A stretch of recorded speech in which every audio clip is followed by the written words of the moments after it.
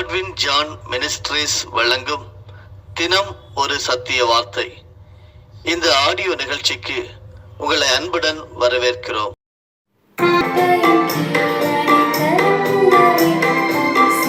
பிதா, குமாரன், பரிசுத்த ஆவி என்னும் திரியேக தேவனுடைய நாமத்திற்கு மகத்துவம் உண்டாவதாக.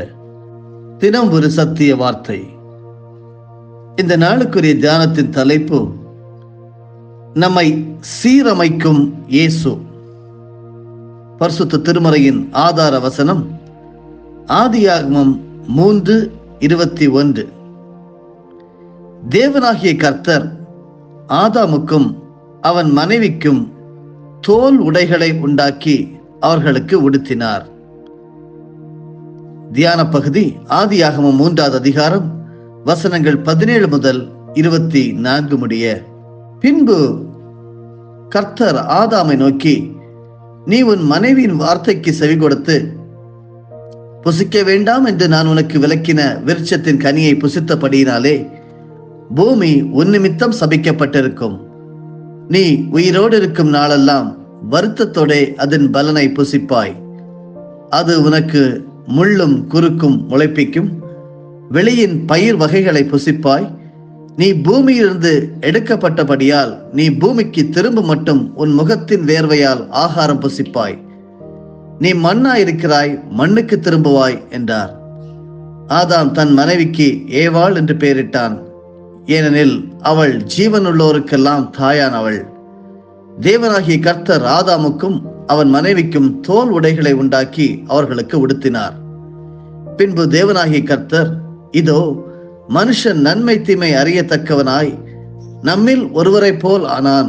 இப்பொழுதும் அவன் தன் கையை நீட்டி ஜீவ விருட்சத்தின் கனியை பறித்து புசித்து என்றைக்கும் உயிரோடு இராதபடிக்கு செய்ய வேண்டும் என்று அவன் எடுக்கப்பட்ட மண்ணை பண்படுத்த தேவனாகி கர்த்தர் அவனை ஏதேன் தோட்டத்திலிருந்து அனுப்பிவிட்டார். அவர் மனுஷனை துரத்திவிட்டு ஜீவ விருட்சத்துக்கு போகும் வழியை காவல் செய்ய ஏதேன் தோட்டத்துக்கு கிழக்கே கேருபீன்களையும் வீசிக்கொண்டிருக்கிற சுடரொளி பட்டயத்தையும் வைத்தார். நம்மை சீரமைக்கும் இயேசு. கார்களை வடிவமைக்கும் பிரிவில் வேலை செய்து கொண்டிருந்த அசோக் தவறு ஏதும் செய்யாத போதிலும் அவருடைய வேலையை இழக்க நேரிட்டது. மற்ற துறையில் செய்யப்பட்ட தவறினால் இவர்கள் வடிவமைத்த கார்களில் பிரச்சனை குறித்து வெளியான செய்திகளினால் அவர்களுடைய கார்களை வாங்குவதை மக்கள் தவிர்த்தனர். அதனால் கம்பெனி நிர்வாகம் அசோக்கை வேலையை விட்டு நிறுத்தியது. அது அவனுக்கு ஏற்பட்ட நியாயமில்லாத ஒரு சேதாரம். அது எப்போதுமே நியாயமற்றது. வரலாற்றின் முதல் சேதாரம் முதலில் மனிதன் பாவம் செய்தவுடனேயே நிகழ்ந்தது. தங்கள் நிர்வாணத்தை குறித்து ஆதாமும் ஏவாளும் வெட்கப்பட்டதினால் தேவன் அவர்களுக்கு தோல் உடைகளை உண்டாக்கி கொடுத்தார் என்று ஆதியாகமம் 3:21 படிக்க முடிகிறது. இதை கற்பனை செய்வது சற்று கடினம்.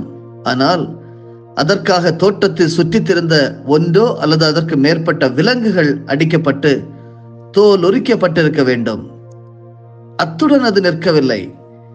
தேவன் இஸ்ரவேலை பார்த்து, தினந்தோறும் ஒரு வயதான பழுதற்ற ஒரு ஆட்டுக்குட்டியை கர்த்தருக்கு தகரபலியாக படைக்க கடவாய், காலைதோறும் அதை படைக்க வேண்டும் என்று கட்டளையிட்டார். எசேக்கியேல் 46 வசனம் 13 இதை நாம் கற்றுக்கொள்ள முடிகிறது. தினந்தோறும் அதை செய்ய வேண்டுமாம். மனுஷருடைய பாவங்களினால் எத்தனை ஆயிரம் விலங்குகள் இதுவரை பலியிடப்பட்டுள்ளது. தேவ ஆட்டுக்குட்டியாகிய இயேசு கிறிஸ்து வந்து அதை மாற்றும் வரை நம்முடைய பாவங்களை கழுவுவதற்கு விலங்குகள் பலியிடப்பட வேண்டியிருந்தது. யோவான் 1:29 நாம் படிக்கிறோம். இதனை சீரமைக்கப்பட்ட சேதாரம் எனலாம். ஆதாமின் பாவம் நம்மை கொண்டது போல கடைசி ஆதாமாகிய இயேசுவின் கீழ்ப்படிதல் அவரை விசுவாசிப்பவர்களின் வாழ்க்கையை அமைக்கிறது. ரோமர் 5வது அதிகாரம் வசனம் 17 முதல் 19 வரை நாம் இதை கற்றுக்கொள்ளலாம். சீரமைக்கும் சேதாரமும் நியாயமானதல்ல. அது இயேசுவின் ஜீவனை இழக்க செய்தது. ஆனால் அது இலவசமானது. அன்பாக என்னை கேட்டுக்கொண்டிருக்கிறவர்களே, இயேசுவை விசுவாசித்து அவர் கொடுக்கும் ரட்சிப்பை பெற்றுக்கொண்டால் அவருடைய நீதி நம் வாழ்க்கையில் நிச்சயமாக செயல்படும். நம்மை சீரமைக்கும் இயேசுவாக உங்கள் இருதயத்திலே தட்டி கொண்டிருக்கிறார். சிந்தனைக்காக, இன்னொருவரின் தவறினால் நீங்கள் எப்போதாவது பாதிக்கப்பட்டதுண்டா? மற்றவர்களின் வெற்றியினால் நீங்கள் ஆசீர்வதிக்கப்பட்டதுண்டா? இந்த இரண்டு சூழ்நிலையிலும் நீங்கள் எப்படி சிந்திக்க வேண்டும்? சிந்தியுங்கள். நம்முடைய வாழ்க்கையின் புயல்களை திசை திருப்பும் நம்முடைய நாதர் இயேசு கிறிஸ்து. சங்கீத புஸ்தகம் 43ஆம் சங்கீதத்திலே வசனம் 3 சொல்லுகிறது, உமது வெளிச்சத்தையும் உமது சத்தியத்தையும் அனுப்பியர்களும் அவைகள் என்னை நடத்தி என்னை கொண்டு போவதாக. ஓ, send out your light and your truth, let them lead me என்று சங்கீதக்காரர் ஜெபிக்கிறார். ஜான் கென்னடி ஜூனியர், அதாவது முன்னாள் அமெரிக்க ஜனாதிபதியின் மகன், 1999ஆம் ஆண்டு ஜூலை 16ஆம் தேதி ஒரு சிறிய விமானத்தில் பறக்கும் போது விபத்து நேரிட்டு விமானம் அட்லாண்டிக் பெருங்கடலில் விழுந்தது. விபத்திற்கு காரணம் பாதை சரியாய் தெரியவில்லை என்ற வழக்கமான குறைபாடுதான் என்று கண்டறியப்பட்டது. அதாவது விமானத்தை தரையிறக்கும் போது பாதை தெளிவாய் தெரியாத பட்சத்தில் கருவிகளை நம்புவதை விட்டுவிட்டு விமானத்தை திசை திருப்பி இறக்க முயற்சிப்பார்கள். வாழ்க்கையின் காரியங்கள் நம்மை அடிக்கடி மேற்கொள்ளும் போது நாம் திசை திருப்பப்பட்டதாக உணர்கிறோம். உதாரணமாக,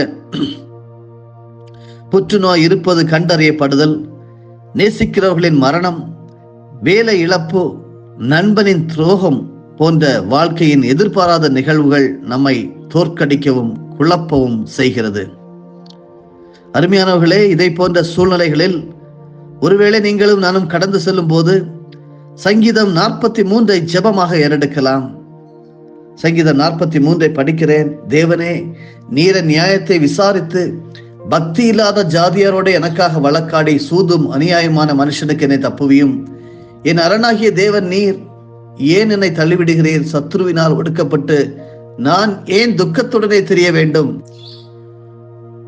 உமது வெளிச்சத்தையும் உமது சத்தியத்தையும் அனுப்பியர்களும் அவைகள் என்னை நடத்தி உமது பரிசுத்த பர்வதத்திற்கும் உமது வாசஸ்தலங்களுக்கும் என்னை கொண்டு போவதாக. அப்பொழுது நான் தேவனுடைய பீடத்தண்டைக்கும் எனக்கு ஆனந்த மகிழ்ச்சியா இருக்கிற தேவனிடத்திற்கும் பிரவேசிப்பேன். தேவனே, என் தேவனே, உம்மை சுரமண்டலத்தால் துதிப்பேன். என் ஆத்துமாவே, நீ ஏன் கலங்குகிறாய்? ஏன் எனக்குள் தேங்குகிறாய்? தேவனை நோக்கி காத்திரு. என் முகத்திற்கு ரட்சிப்பும் என் தேவனுமாய் இருக்கிறவரை நான் இன்னும் துதிப்பேன். இந்த சங்கீதத்தில் சங்கீதக்காரன் தீமையினாலும் அநீதியினாலும் சூழப்பட்டவராய், தோல்வியின் பாதையில் தொலைந்து போனவராய் உணர்கிறார். விரக்தியில் சங்கீதக்காரர் தேவனுடைய வழி நடத்துதலை சார்ந்து தான் அதிகம் விரும்பும் தேவனுடைய சமூகத்திற்கு பத்திரமாய் தன்னை திசை திருப்பும்படி விண்ணப்பிக்கிறார். தேவ சமூகத்தில் தன்னம்பிக்கையும் மகிழ்ச்சியும் புதுப்பிக்கப்படுவதை சங்கீதக்காரர் நன்றாக அறிந்திருக்கிறார். அருமையானவர்களே, வழி நடத்துவதற்கு சங்கீதக்காரனுக்கு தேவைப்பட்ட கருவிகள் என்னென்ன? சத்தியத்தின் வெளிச்சமும் பரிசுத்த ஆவியின் மூலம் உறுதியளிக்கப்பட்ட தேவனுடைய சமூகமுமே. நீங்கள் திசை மாறி தொலைந்து போனவர்களாய் உணரும் போது தேவன் தன்னுடைய ஆவியின் மூலமாகவும் சமூகத்தின் மூலமாகவும் உங்களை வழிநடத்தி உங்களை தேற்றவும் உங்கள் பாதைக்கு வெளிச்சத்தை காட்டவும் நிச்சயமாக முடியும் என்று விசுவாசியுங்கள். வாழ்க்கையின் புயல்களை திசை திருப்பும் நம்முடைய நாதர் இயேசு கிறிஸ்து உங்களோடும் என்னோடும் எப்பொழுதும் இருக்கிறார். திசை மாறி எந்த சூழ்நிலைகளை நீங்கள் சந்தித்துக் கொண்டிருக்கிறீர்கள்? உங்களை வழிநடத்தும் தேவனுடைய உதவியை நீங்கள் ஏன் நாடக்கூடாது? அருமையானவர்களே, இப்பொழுது ஒருவேளை திசை மாறின சூழ்நிலையிலே, தோற்கடிக்கப்பட்ட ஒரு சூழ்நிலையிலே இருந்து கொண்டிருக்கலாம். அந்த சூழ்நிலையிலே உங்களுக்கு வழிகாட்டியாக இருப்பது 2 காரியங்கள். சத்தியத்தின் வெளிச்சம், அதாவது தேவனுடைய வசனம், பரிசுத்த ஆவியின் மூலம் உறுதியளிக்கப்பட்ட தேவனுடைய சமூகம், அதாவது ஜெபம். இந்த 2ஐயும் நீங்கள் கையாளுவீர்களானால் நிச்சயமாகவே வெற்றி உங்களுடையதே. ஜெபம் செய்வோமா? நல்ல ஆண்டவரே, இந்த அருமையாக காலை வேளையிலே எங்களை சீரமைக்கும் இயேசு கிறிஸ்துவாக இருக்கிறதுக்காக உமக்கு நாங்கள் நன்றி செலுத்துகிறோம். இயேசுவே, நாங்கள் உம்மை நம்புகிறோம். நாங்கள் உம்முடைய ஜீவனை அனுபவிக்கிறோம் என்பதை நாங்கள் அறிந்திருக்கிறோம். வாழ்க்கையின் புயல்களை சந்தித்துக் கொண்டிருக்கிற சகோதரர்களை, சகோதரிகளை, குடும்பங்களை, சபைகளை, ஆண்டவரே, சமூகங்களை உம்முடைய கரங்களை தருகிறோம். எல்லா வாழ்க்கையின் புயல்களையும் நீர் திசை திருப்பக்கூடியவர் என்று சொல்லி நிச்சயமாகவே அறிந்திருக்கிறோம். உமக்கு ஸ்தோத்திரம். பரலோக பிதாவே, வாழ்க்கையின் சவால் நிறைந்த மற்றும் திசை மாறிய சூழ்நிலைகளில் எங்களை தனியே விட்டு விடாமல் இவ்வளவு நாளும் நீர் வழி நடத்தி பாதுகாத்து இருந்ததற்காக நன்றி அப்பா. எங்களுடைய பாதைகளில் எங்களை வழி நடத்தும் பொருட்டு இன்று உம்மை சார்ந்து கொள்ள தொடர்ந்து எங்களுக்கு ஒரு முறை கூட உதவி செய்ய வேண்டுமா செபிக்கிறோம். எங்களை வழிகாட்ட ஆண்டவரே, சங்கீதக்காரருக்கு தேவைப்பட்டது போல உம்முடைய சத்தியத்தின் வெளிச்சமாகிய வசனமும் பரிசுத்த ஆவியான மூலம் உறுதியளிக்கப்பட்ட உம்முடைய பிரசன்னமும் ஆண்டவரே எங்களுக்கு உதவியாக இருக்கிறது. உமக்கு நன்றி செலுத்துகிறோம். நீர் எங்கள் நியாயத்தை விசாரித்து பக்தி இல்லாத ஜாதியாரோட எங்களுக்காக வழக்காடி சூதும் அநியாயமுள்ள மனுஷருக்கு எங்களை தப்புவையும் ராஜா. எங்கள் அரணாகிய தேவன் நீர். எங்களை ஏன் தள்ளிவிடுகிறேன் என்று கேட்டுக்கொண்டு இருக்கிற ஜனங்களுக்கு நீர் உதவி புரியும். சத்ருவினால் ஒடுக்கப்பட்டு நாங்கள் ஏன் துக்கத்துடனே தெரிய வேண்டும் என்கிற பரிசுத்தவான்களுக்கு உதவி புரியும். உமது வெளிச்சத்தையும் உமது சத்தியத்தையும் அனுப்பியறலும் அவைகளை எங்களை நடத்தட்டும். உடைய பரிசுத்த பர்வதத்திற்கும் உடைய வாசஸ்தலங்களுக்கும் எங்களை கொண்டு போய் விடுவதாக சமர்ப்பிக்கிறோம். என் ஆத்மாவை நீ ஏன் கலங்குகிறாய், ஏன் எனக்குள் தேங்குகிறாய், தேவன் நோக்கி காத்திரு என்று சொல்லி எங்கள் ஆத்மாவுக்கு சொல்லுகிறோம். வெற்றி எங்களுடையதே, இயேசுவின் மூலமே பிதாவே, ஆமென். என் ஆத்துமாவே கர்த்தரை ஸ்தோத்தரி, என் முழு உள்ளமே அவருடைய பரிசுத்த நாமத்தை ஸ்தோத்தரி. என் ஆத்துமாவே கர்த்தரை ஸ்தோத்தரி, கர்த்தர் செய்த சகல உபகாரங்களையும் மறவாதே. ஆமென்.